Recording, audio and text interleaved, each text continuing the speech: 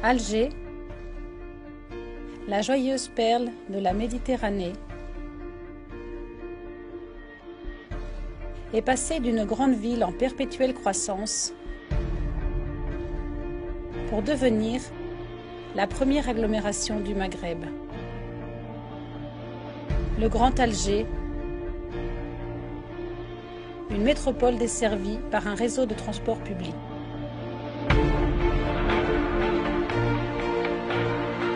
Lignes ferroviaires, tramways, transport par câble, métro et ses extensions.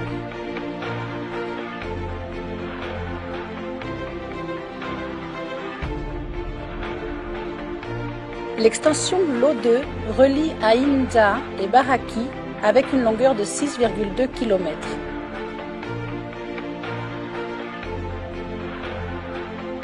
Le quartier d'Ain Dja, avec une population d'environ 143 000 personnes, est structuré autour de l'avenue Mohamed Boudiaf. Ses éléments les plus caractéristiques sont le marché, la mosquée El Ramman ainsi que la gare ferroviaire. Le tracé continue en traversant la zone agricole d'Ain Mella et de l'Oued El Arache, où le plan d'aménagement et d'urbanisme de la wilaya d'Alger a prévu de développer le futur parc urbain El Arache.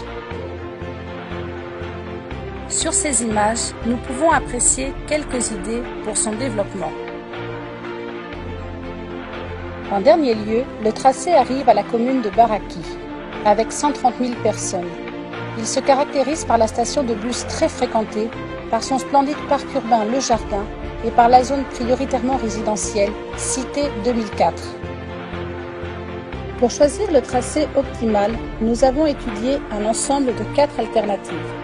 L'option 1, avec 6 stations et 6 km de long, passe par l'avenue Mohamed Boudiaf, croise la vallée de l'Oued El Arache et s'insère dans Baraki par le boulevard Mohamed Bellarbi. L'option 2 diffère de la première par l'emplacement d'une première station au début de l'avenue Mohamed Boudiaf. Dans l'option 3, la première station se situe à l'ouest des réservoirs d'eau. Cependant, ces 3 options présentent d'importants inconvénients, étant donné que les rayons réduits de 110 mètres entraînent une diminution de la vitesse d'exploitation à moins de 40 km/h et affectent en outre la conduite SPIC présente dans la zone. C'est pour cette raison qu'une 4e option est choisie comme étant l'alternative optimale.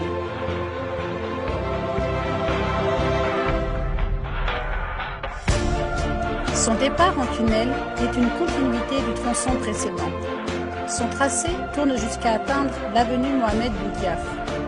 La première station se situe en face de la mosquée El Ramman et près du marché d'Ain Dja. Il s'agit là d'une station souterraine. Par la suite, le tracé sort en surface au moyen d'un viaduc qui croise l'actuelle ligne ferroviaire. C'est à cet endroit précis que se situe la station intermodale d'Ain Dja, grand pôle d'échange doté de connexions pour le train, le bus, le taxi et de 600 places de parking souterrain. En outre, cette station jouit d'un ample espace commercial. Le tracé continue par un viaduc original qui traverse la zone des cultures avec le plus petit impact possible sur ces dernières, jusqu'à atteindre la station Futur Parc Urbain qui fournira l'accès nécessaire au parc urbain El Arache inclus dans le BDU.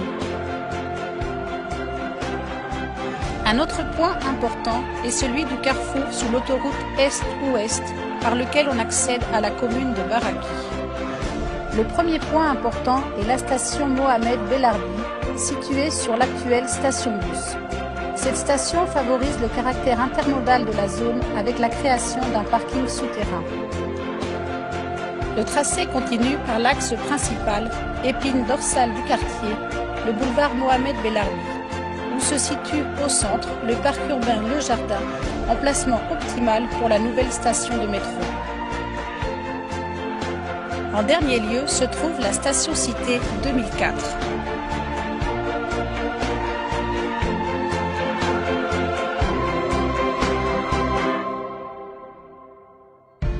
Alger, la perle gagnante de la Méditerranée, a les yeux rivés sur le futur. L'évolution du réseau de métro continue grâce à de futures extensions vers les eucalyptus, Sidi Moussa et Larba.